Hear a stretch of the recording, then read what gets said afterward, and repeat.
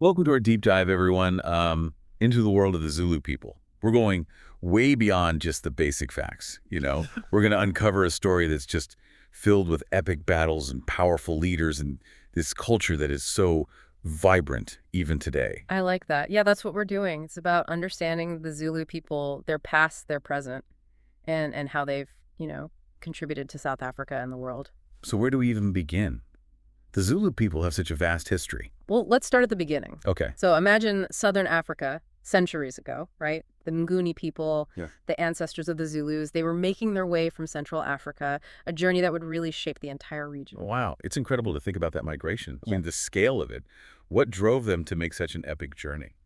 It was a mix of things, probably. Some environmental pressures, the search for better grazing lands, and maybe even internal conflicts. Whatever the reason, though, this journey, this migration, it really laid the foundation for the Zulu kingdom. Okay, so that brings us to Senzangakona Kajama, the founder of the Zulu kingdom. What do we know about him? He was a chief of the Nguni people, and he rose to prominence in the late 1700s, and he unified several smaller Nguni clans, which laid the groundwork for this powerful empire. I'm already seeing a theme here, migration unification. The seeds of this powerful kingdom all coming together. Exactly, and the story gets even more dramatic when we get to Shaka Zulu. Shaka Zulu, his name is legendary. Yeah. What was it about him that made him such a transformative leader? Okay, so Shaka Zulu was Senzangakona's son. And he was this brilliant military strategist and charismatic leader who came to power in the early 1800s. He revolutionized Zulu warfare with tactics like the Horns of the Buffalo formation, and it led to some really impressive victories. Okay, so let's talk about this Horns of the Buffalo thing for a second. It sounds intense. What did it involve? Okay, so picture this. You have the Zulu army divided into three sections. The center, which is called the chest, engages the enemy head-on, right, pinning them down. Then the two flanking sections, which are the horns, sweep around from the sides, encircling the enemy and just overwhelming them with force. It was all about speed, agility, coordinated movement. Like a well-choreographed dance of war. No wonder it was so effective. Shaka Zulu's impact went beyond the battlefield, though, right? Absolutely. He wasn't just a military leader, he was a nation builder. He consolidated power, he brought in social reforms, and he instilled this sense of pride and unity among the Zulu people. You can't deny his influence on Zulu culture and identity. So under his leadership, the Zulu kingdom just grew in power. But I imagine this expansion eventually led to conflict, especially with the arrival of European colonial powers. Yeah, you're right. The clash between the Zulu kingdom and the British Empire in the late 1800s, it's like a classic David and Goliath story. A real test of Zulu strength and resilience. I can already feel the tension building. Two powerful forces on a collision course. This is where the Anglo-Zulu War comes in, right? Exactly. The Anglo-Zulu War, which started in 1879, was a huge moment in Zulu history. It pitted the British Empire with their advanced technology against these fierce and determined Zulu warriors, and it led to some of the most dramatic battles in colonial history. I remember reading about the Battle of Isandlwana, a stunning Zulu victory against a larger British force. What can you tell us about that battle? Isandlwana was a watershed moment. It showed that the Zulus could repel a British attack. It shattered the myth of British invincibility. It showcased the Zulu warriors' tactical brilliance, their understanding of the terrain, and their unwavering courage. It really shocked the British Empire and forced them to rethink their strategies. That's incredible. It really shows the skill and determination of the Zulu army achieving such a victory. But I'm guessing the British, with their superior firepower, eventually gained the upper hand. Yeah, unfortunately, despite early victories like Isandlwana, the Zulu kingdom just couldn't withstand the constant pressure of the British military. Zululand was eventually annexed, and that marked a big turning point in Zulu history and ushered in a period of colonial rule. It really makes you think about the complexities of history, the impact of colonialism on indigenous cultures.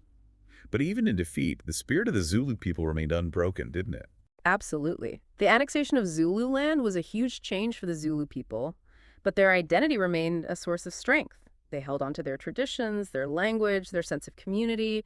It helped them navigate colonial rule, and it eventually led to the resurgence that we see today. A testament to the power of culture and identity, even when facing really difficult times.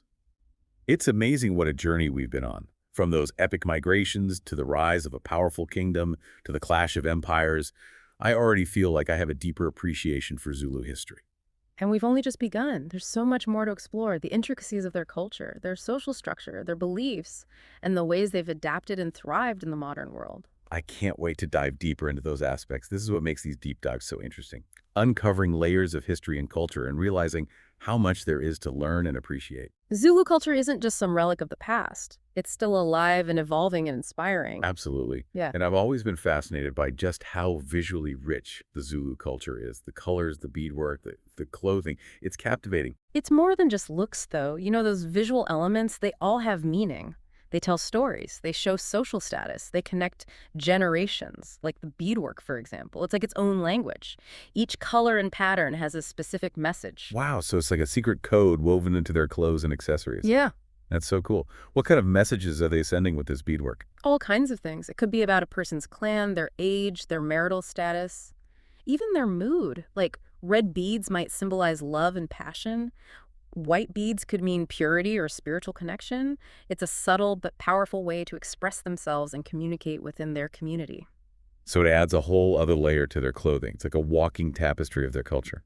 What about those headdresses I've seen in photos? They look pretty important, especially for the warriors. Absolutely. Those headdresses are usually made from animal fur and feathers. They're powerful symbols of masculinity, courage. And being a warrior, you know, in traditional Zulu society, military skill was super important. Young men would go through intense training to become warriors, and their headdresses showed off their achievements and their rank. It's not just about looking tough then. It's about representing a whole way of life. Values that were ingrained in Zulu culture.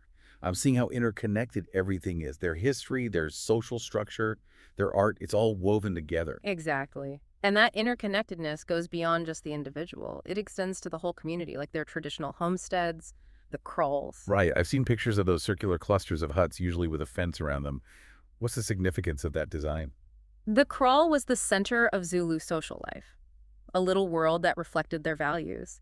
The circular layout of the huts, which were often made of mud and thatch, created a feeling of unity and togetherness.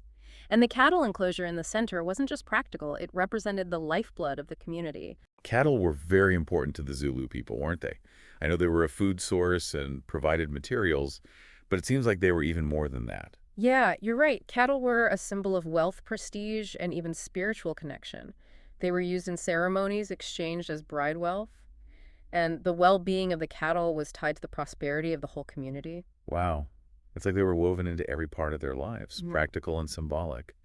A great example of how cultures can find deep meaning in their connection to nature. Exactly. And that connection to nature is something you see a lot in Zulu culture. It's there in their respect for the land, their reverence for their ancestors, and their belief in a spiritual realm that's part of everything. That's one of the things I love about learning about different cultures. It reminds me that there are so many ways to see the world and connect with what's important. And speaking of connecting with what's important, we can't talk about Zulu culture without talking about their amazing music and dance traditions. Oh, yes. The music, I heard some Zulu choral music, and it's so powerful and moving. What makes it so captivating? Zulu music is a core part of their culture. It's not just entertainment. It's a way to tell stories, express emotions, and connect spiritually. It's like a tapestry of sound made from complex harmonies, rhythmic beats, and call and response patterns that create this truly captivating experience. I bet it's really immersive, almost trance-like in its intensity. Yeah. What about their dancing? Those energetic movements, the high kicks, the stomping. What stories do their dances tell? Zulu dance is just as expressive and diverse. You have powerful war dances that celebrate strength and bravery, and then you have graceful courtship rituals that express the subtleties of love and attraction. The movements often imitate animals or tell stories from their history and folklore. I'm seeing why Zulu culture is described as vibrant and energetic. Music and dance seem to be essential outlets for their creativity and self-expression. Exactly. It's a way to channel their collective energy, connect with their heritage, and celebrate how rich their culture is. It's incredible how these traditions have survived through so much change and upheaval. It shows how powerful they are and how much they mean to the Zulu people. It really does. And the story of Zulu culture doesn't stop there. They've faced huge challenges from colonialism to apartheid, but they've come through it all with a renewed sense of purpose, finding ways to adapt, preserve, and reimagine their heritage for a new generation. I want to know more about how Zulu culture is handling the complexities of the modern world. How are they balancing their traditions with the demands of a globalized society? That's a story I'm really interested in. And it's the story we're going to dive into right now. We'll explore how Zulu culture is finding new ways to express itself in art, music, fashion, even technology. It's really interesting to think about how a culture with such deep roots adapts and thrives in a world that's constantly changing? Yeah, it's a fascinating question. And the answer in many ways lies with the younger generation. So are young Zulus embracing their heritage, or are they moving away from tradition? It's more dynamic than just embracing or rejecting. Hmm. Young Zulus are finding their own ways to reinterpret their heritage. They're integrating it into their modern lives. It's about honoring the past, but also shaping a future that reflects their own experiences. That makes a lot of sense. It's not about clinging to the past. It's about carrying its essence forward. What are some examples of this cultural fusion? Where are we seeing these modern interpretations of Zulu traditions? Look at the fashion world, for example. Young Zulu designers are making a real impact. They're incorporating traditional beadwork patterns and colors into contemporary designs, so you get clothing that's both stylish and symbolic, a real blend of heritage and modernity. Wow, tradition meets innovation on the runway. That's awesome. Mm. Is this happening in other art forms too? Definitely, Zulu music is going through a similar transformation. Traditional rhythms and melodies are being combined with genres like hip-hop, electronic music, and jazz. It creates this fresh, exciting sound that really connects with young people. It shows that tradition and innovation can work together. They can actually enhance each other. It's like they're remixing their heritage for a new generation, Mm. breathing new life into these ancient traditions. It's inspiring, but it takes more than just creative expression to make sure a culture survives, doesn't it? You're absolutely right. Education is crucial for passing on cultural knowledge and instilling a sense of pride in the next generation. And luckily, there's a growing focus on teaching Zulu language and history in schools. That's great to hear. And what about cultural institutions? Are they playing a role in this revival? For sure, museums, cultural centers, and community groups are doing incredible work to preserve and promote Zulu heritage. They're organizing exhibitions, workshops, and cultural events that educate people and also give them a chance to connect with their heritage in a real way. It sounds like there's a real collective effort to protect Zulu culture for the future, a recognition that it's a vital part of their present and future. Exactly. And we can't talk about this deep dive into Zulu history and heritage without mentioning the people who are so dedicated to preserving and promoting their culture. People like the creators of the Zulu Podcast SA. They're using their platform to share stories, insights, and their love for all things Zulu. It's amazing how podcasts can connect people from all over and build a community around shared interests and cultural heritage. So if you're listening and want to learn more, connect with others, and really explore the world of the Zulu people, I highly recommend checking out the Zulu Podcast SA on social media. There you'll find tons of resources, interesting discussions, and a whole community that's passionate about celebrating Zulu culture. What an incredible journey we've been on. It's been a real privilege to dive deep into this rich and fascinating world.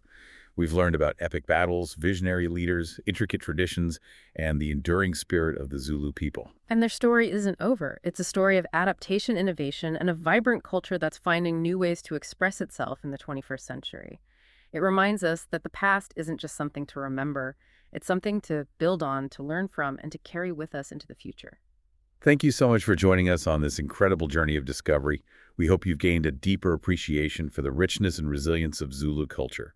And until next time, keep exploring, keep learning, and keep that spirit of curiosity alive.